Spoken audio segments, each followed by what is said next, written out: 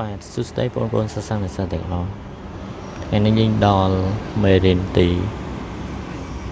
5បាទមេរៀនទី5របស់យើងសិក្សាអំពីការប្រៀបធៀបចំនួនចឹងនៅក្នុងការប្រៀបធៀបចំនួនគឺយើងប្រើនិមិត្តសញ្ញាបាទចឹងបងប្អូនធ្លាប់ឮពាក្យមកហើយពាក្យអីគេធំជាងតូចជាងប៉ុនគ្នាឥឡូវយើងប្រៀបធៀបដោយប្រើនិមិត្តសញ្ញាតើនិមិត្តសញ្ញាធំជាងតូចជាងនោះមានរូបរាងបែបម៉េច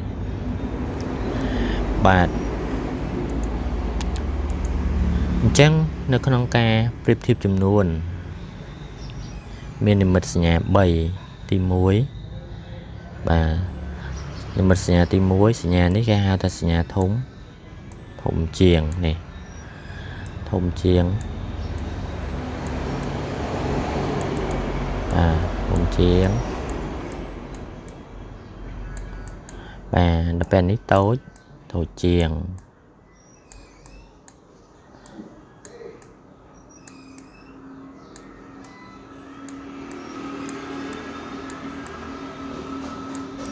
ចលសញ្ញាបន្ទាប់នេះគេហៅថាសញ្ញាបាទស្មើ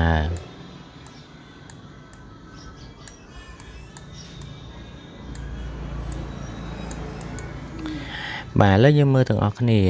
យើងមើលតាមរយៈរូបបាទរូបវិទ្យុឬក៏លោកគ្រូមើលច្រឡំបាទរូបកាមេរ៉ាអញ្ចឹងកាមេរ៉ាថតរូប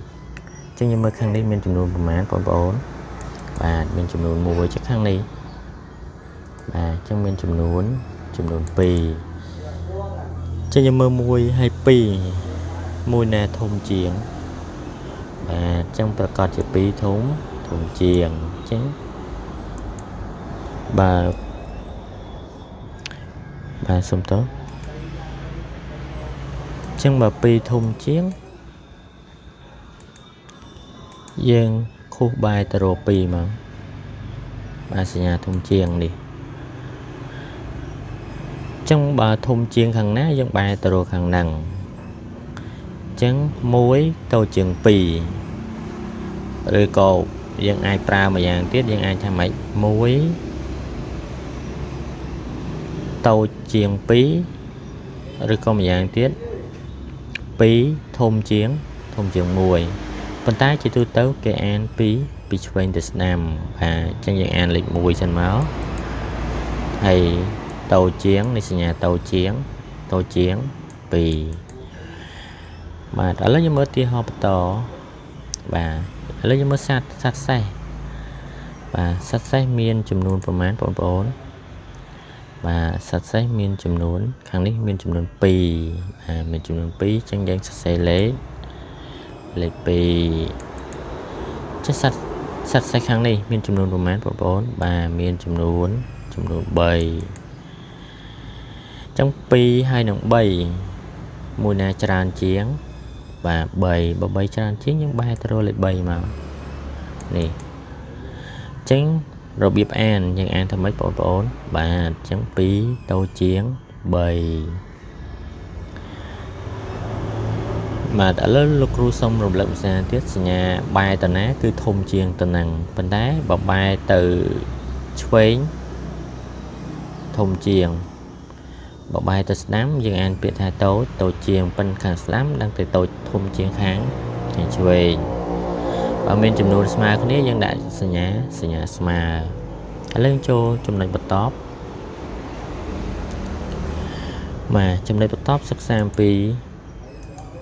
កង្កែបបាទកង្កែបយើងមើលកង្កែបមានចំនួន5បាទ1 2 3 4 5កង្កែបមានចំនួន5ប៉ុន្តែស្លឹកឈូកនេះក៏មានចំនួន5ដែរអញ្ចឹងចំនួនកង្កែបហើយចំនួនស្លឹកឈូកមិនដែរបងប្អូនបាទស្មើគ្នាអញ្ចឹងយើងដាក់និមិត្តសញ្ញាស្មើអញ្ចឹងសញ្ញាស្មើយើងចូល2ដងឲ្យត្រឹមគ្នាមកណាបាទនេះយើងអានថាសញ្ញាស្មើអញ្ចឹងរបៀបសរសេរយើងសរសេរថា5ស្មើ5អញ្ចឹងបើយើងសរសេរជាអក្សរ ប៉ុន្តែនិមិត្តសញ្ញាយើងត្រូវឆូតពីរដងឲ្យស្មើគ្នាចំណុចទី3សិក្សាអំពីកែវយើងមើលកែវបាទកែវមានប្រមាណបាទអញ្ចឹងកែវខាងនេះមានចំនួន3នេះ3ចឹងកែវខាងនេះបាទកែវខាងនេះមានចំនួន2ចឹងយើងមើល3ហើយ2មួយណាធំជាងបាទអញ្ចឹងលេខ3ហើយលេខ2មួយណាច្រើនជាងបាទអញ្ចឹងលេខ3បើលេខ3ច្រើនជាងយើងបែរមករកលេខ3មកណានេះសញ្ញាបែរទៅរកលេខធំអញ្ចឹងសញ្ញាបែរទៅរកលេខធំហ្នឹងយើងអានថាធំជាងអញ្ចឹងបើយើងសរសេរជាអក្សរយើងសេថាម៉េចបាទ3ធំជាងមែនបាទធំជាង2ឥឡូវយើងចូលចំណុចបន្តទៀតបាទចំណុចបន្តសិក្សាអំពីលំហាត់ឥឡូវគេឲ្យបំពេញនិមិត្តសញ្ញាទាំង3បាទនិមិត្តសញ្ញាទាំង3របស់យើងមានអីខ្លះបងប្អូនបាទជាងបបែរតាណាបបែរទៅឆ្វេងធំជាងបបែរទៅស្ដាំតូចជាងចាំបើដាក់សញ្ញា2ដងចេះយើងអានថាសញ្ញាស្មើលេខមើលជ្រូកបាទជ្រូកមានចំនួន5បាទអញ្ចឹងជ្រូកមានចំនួន5ហើយជ្រូកមួយខាងទៀតមានចំនួន3អញ្ចឹងគេសួរថាសញ្ញា3ហ្នឹងយើងបំពេញមួយណាបាទយើងមើលខាងណាច្រើនយើងបំពេញទៅខាងហ្នឹងបាទអញ្ចឹងខាងឆ្វេងច្រើនជាងយើងបែរទៅខាងឆ្វេងអញ្ចឹងយើងអានថាម៉េចបងប្អូនបាទយើងអានថា5ធំជាង3ឥឡូវយើងមើលបាល់បាទអញ្ចឹងបាល់នៅមួយខាងមានចំនួន2ចុះបាល់មួយខាងទៀតមានចំនួនប្រហែលបងប្អូនបាទអញ្ចឹង3ហើយ2មួយណាធំជាងបាទគឺ3ធំជាងលេងចូលចំណុចបន្តបាទមួកមានចំនួនប្រមាណបាទអញ្ចឹងមួកខាងនេះមានចំនួនប៉ុន្មានបងប្អូនបាទមានចំនួន3ចំមុខខាងនេះបាទមានចំនួន2ហើយនឹង3មួយណាធំជាងបាទអញ្ចឹង3ធំជាងឥឡូវយើងមើលលំហាត់បន្តយើងមើលសត្វទន្សាយបាទមួយខាងជាសត្វទន្សាយមួយខាងទៀតជាការ៉ុតជាទន្សាយមានចំនួនទន្សាយមានចំនួន2ជាការ៉ុតបាទការ៉ុតក៏មានចំនួន2ដែរបាទអញ្ចឹងចំនួន2ហ្នឹងបែបម៉េចបាទគឺស្មើគ្នាអញ្ចឹងសញ្ញាស្មើយើងឆូត2ដងមកណាឥឡូវយើងមើលចំនួនបន្តទៀតគឺអីការ៉ុតដែរអញ្ចឹងការ៉ុតទី1មានចំនួនប្រមាណបាទយើងរាប់ទៅឃើញ5អញ្ចឹងយើងដាក់លេខ5មកក្នុងប្រអប់ចេះទន្សាយមានប្រមាណបាទទន្សាយមានបាទសំទោសមិនមែន6ទេចឹងគ្រូវាយច្រឡំចឹងមានទាំងអស់ចំនួន9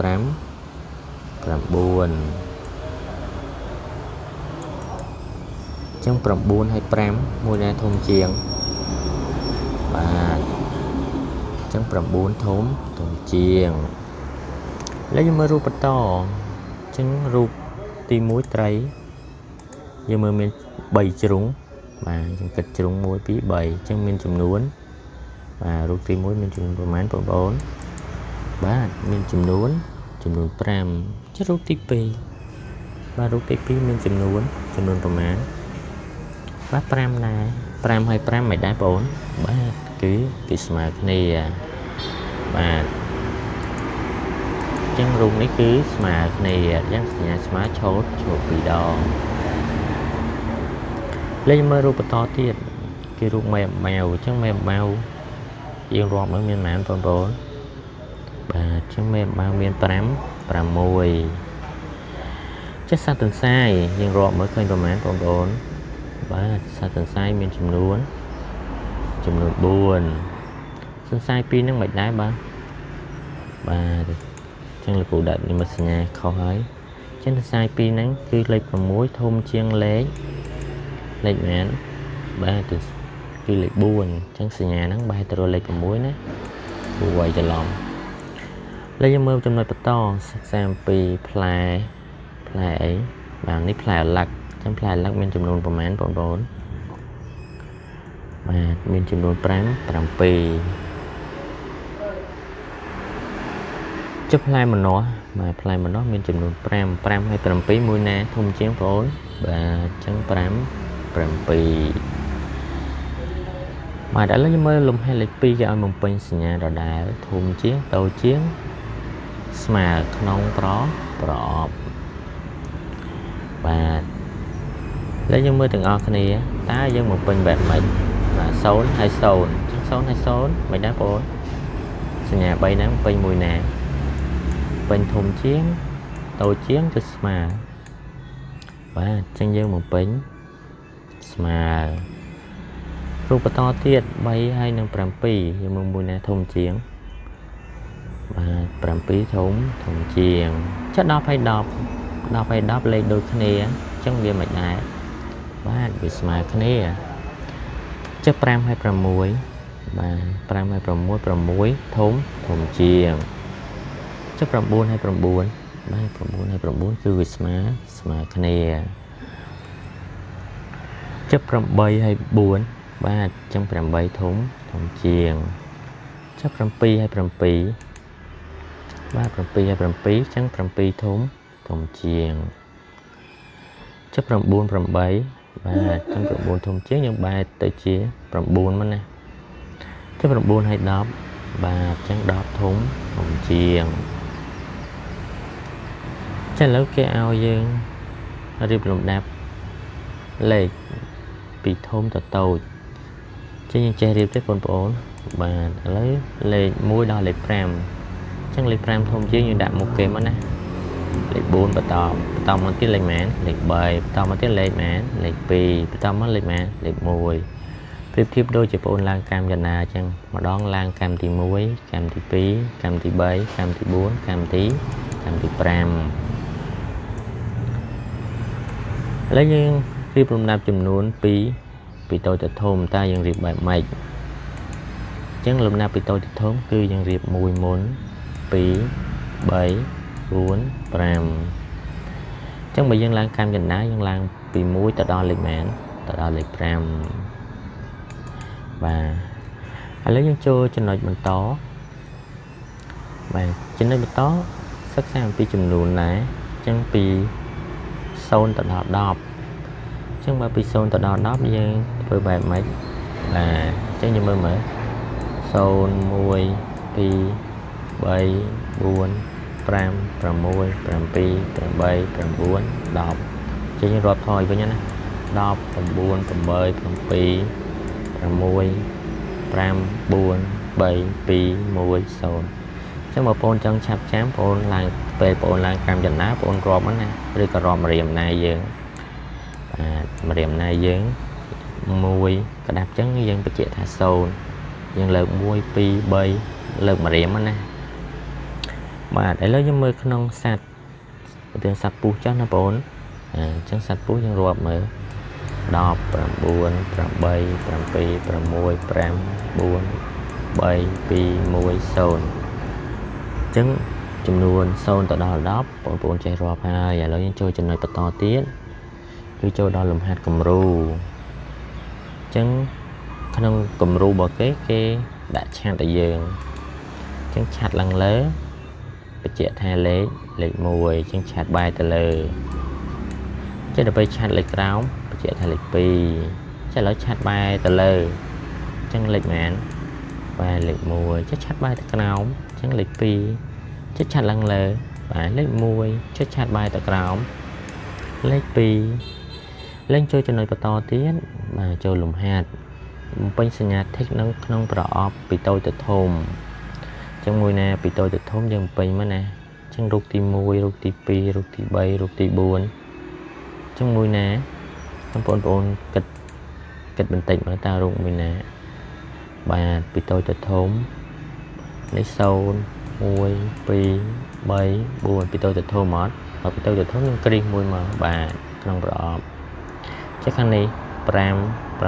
9ត្រូវអត់បាទត្រឹមត្រូវបើត្រឹមត្រូវយើងធីកមួយមកណាចេះខាងនេះពីតូចទៅធំដែរឬអត់7 8 8 7 6 5 4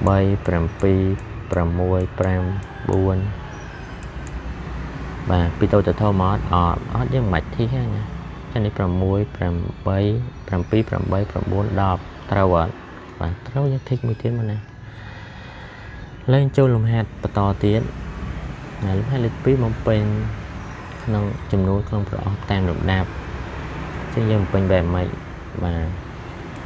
ចឹងទី1លេខ0តទៅពីលេខ0បាទគឺលេខ1បន្តពីលេខ1លេខ2បន្តពីលេខ2គឺលេខ3បន្តពីលេខ3បាទលេខ4លេខ5ចឹងក្នុងនេះ10គឺយើងដេញចុះវិញមកណាយើងមើលចន្លោះបាទគ្រូដាក់ប៊ិចពណ៌ក្រហមជួនចឹង10 9 8 7 6 5 4បាទចឹងប្រអប់ហ្នឹងយើងពេញដល់លេខ4លំហាត់លេខ3រៀបចូលរៀបលំដាប់តាមបាទសំទោសចូលរៀបលំដាប់ចំនួនពីតូចទៅធំនិងច្រាស់មកវិញចឹងក្នុងលំហាត់នេះគេឲ្យយើងរៀបពីតូចទៅធំហើយច្រាស់មកវិញចឹងបើច្រាស់មកវិញមានថាពីធំមកតូចចឹងដើម្បីរៀបកគេឲ្យ0 2 4 3ចឹងយើងរៀបមើលចឹងលំដាប់ពីតូចទៅធំយើងរៀបលេខ0លេខ2លេខ3លេខ4ចឹងដល់ពេលច្រាស់មកវិញបាទច្រាស់មកវិញយើងរៀបលេខ4មុនមកលេខ4លេខ3លេខ2លេខ0បាទចឹងបងប្អូនអាចយល់បានណាបងប្អូនអាចកត់បណ្ណាចុច stop បណ្ណាមើលបណ្ណាមកណាចុចក្នុងលំហាត់ខយើងមើលមានប្រមាណលេខបងបាទមាន10មាន10 8 6 9 7ចឹងរៀបលំដាប់ពីតូចទៅធំយើងរៀបពីលេខ6 7 8 9 10រៀបលំដាប់ពីធំមកតូចចឹងមានលេខ10 9 8 7 6បាទងាយណាបងលំហាត់គោ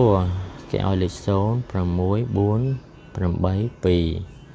ហើយយើងរៀបលំដាប់ពីតូចទៅធំចឹងមានលេខម៉ែនបង0 2 4 6និង8បាទចារៀបពីតូច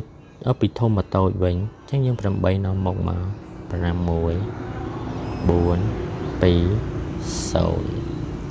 បាទឥឡូវយើងមើលលំហាត់គោ1 5 3 7 9អញ្ចឹងលេខពីតូចទៅធំយើងមើលលេខណាតូចដាក់មុនអញ្ចឹងលេខ1លេខ3លេខ5លេខ7លេខ9ចឹងលំដាប់ពីធំមកតូចចឹងលេខបានបាទលេខ9លេខ7លេខ5លេខ3បាទហើយនឹងលេខ1ឡើងចូលលំហាត់លេខ4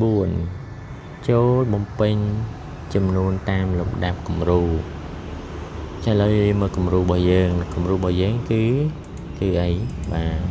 អញ្ចឹងសញ្ញា4ជ្រុងនេះលេខ1សញ្ញា3ជ្រុងនេះលេខ2ចាប់4ជ្រុងនេះលេខម៉ែនបងប្អូនបាទគឺលេខ1ចាជ្រុង3នេះបាទគឺលេខ2ចាសញ្ញានេះលេខម៉ែនបាទលេខ2សញ្ញាបន្ត3ជ្រុងបាទគឺលេខបាទគ្រូដាក់ច្រឡំហើយអញ្ចឹង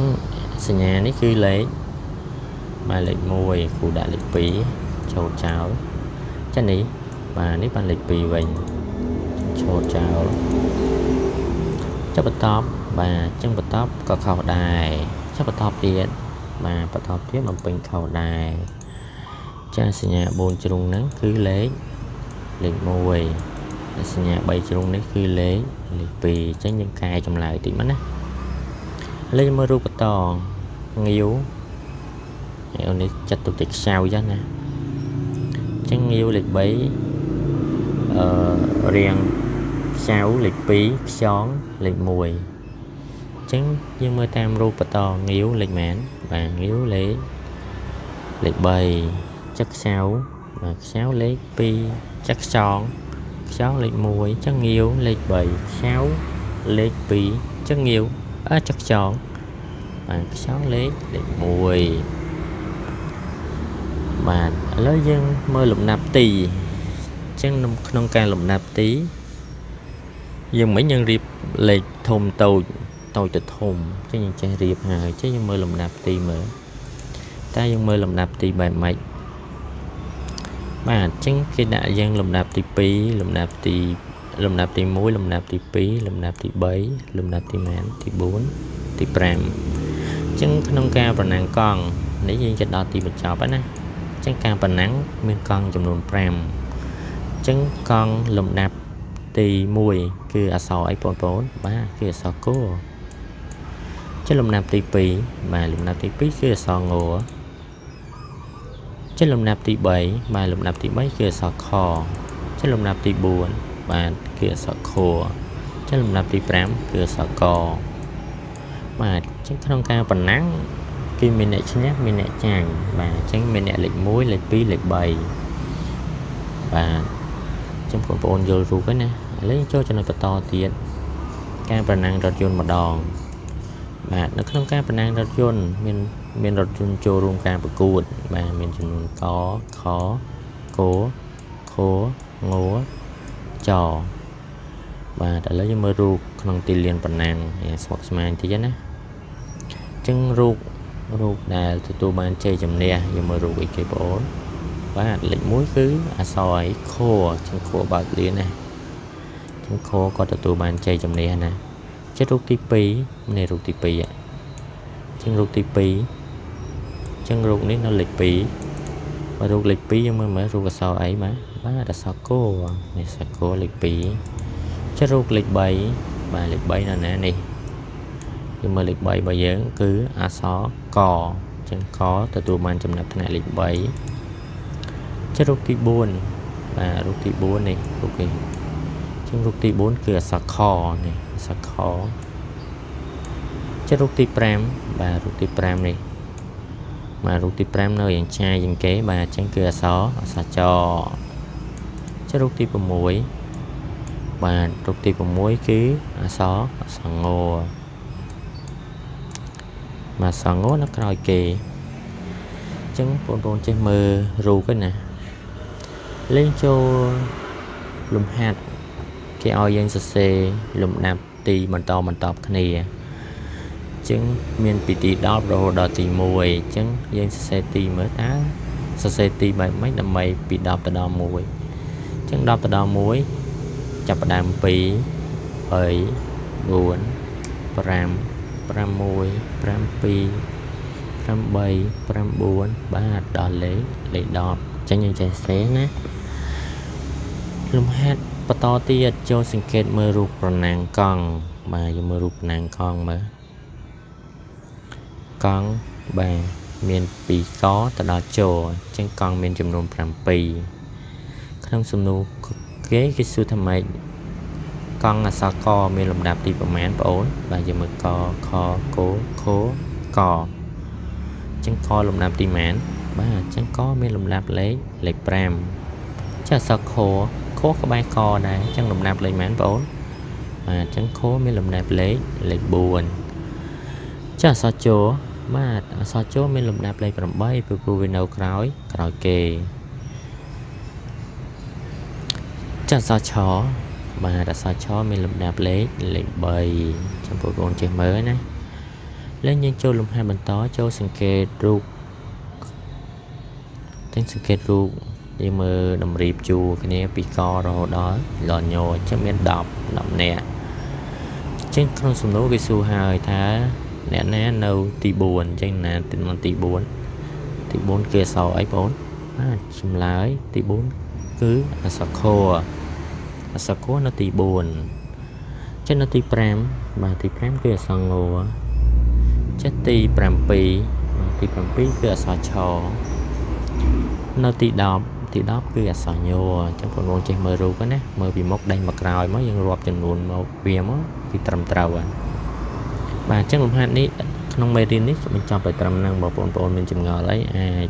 comment នៅក្រោមវីដេអូលោកគ្រូបាទសូមអរគុណច្រើន